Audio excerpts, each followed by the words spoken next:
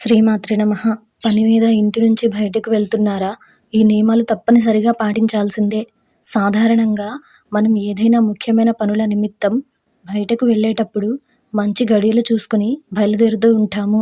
మనం చేసే ఆ మంచి పనికి ఏ విధమైనటువంటి ఆటంకాలు రాకుండా ఉండడం కోసం సరైన ముహూర్తం చూసి ఆ పని చేయడానికి బయలుదేరుతూ ఉంటాము.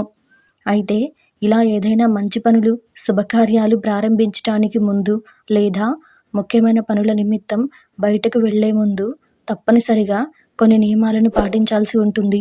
మరి ఆ నియమాలను గురించి ఈరోజు ఈ వీడియోలో చూసి వివరంగా తెలుసుకుందాం. అంతకంటే ముందు ఈ వీడియో కనుక మీకు నచ్చినట్టయితే లైక్ చేయండి, షేర్ చేయండి. అలాగే మరెన్నో ఇలాంటి ఆధ్యాత్మిక విషయాల కోసం మన ఛానల్ని సబ్స్క్రైబ్ చేసుకోండి.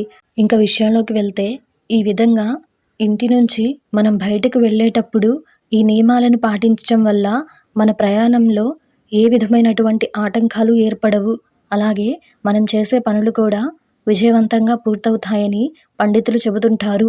మరి మనం ముఖ్యమైన పనుల నిమిత్తం బయటకు వెళ్ళేటప్పుడు ఏ విధమైనటువంటి నియమాలు పాటించాలి, ఎలాంటి పనులు చేయాలి అనే విషయానికి వస్తే, ముందుగా మనం ఏదైనా పనుల నిమిత్తం బయటకు వెళ్ళేటప్పుడు మనం చేసే ప్రయాణంలో ఏ విధమైనటువంటి ఆటంకాలు కలగకుండా ఉండడం కోసం దేవుడి గదిలో నెయ్యి దీపం వెలిగించి మన ప్రయాణంలో ఆటంకాలు రాకుండా చూడాలని నమస్కరించాలి. బయటకు వెళ్ళేటప్పుడు ఇంట్లో కొట్లాటలు ఉండకూడదు, అశుభం పలికే మాటలు మాట్లాడకూడదు. అలాగే ఒకసారి బయటకు వెళ్ళిన తర్వాత తిరిగి లోపలికి రాకుండా ముందుగానే అన్నీ చూసుకుని వెళ్ళిపోవాలి. ఇక బయటకు వెళ్లే ముందు కుడికాలు ముందు బయటకు పెట్టి వెళ్ళేలా చూడాలి. ఇక ఇంటి నుంచి బయటకు వెళ్ళేటప్పుడు పక్షులకు లేదా జంతువులకు కాస్త ఆహారం పెట్టి వెళ్ళడం మంచిది. ఇక రహస్య దానం చేయడం వల్ల మీరు అనుకున్న పని సవ్యంగా జరుగుతుంది.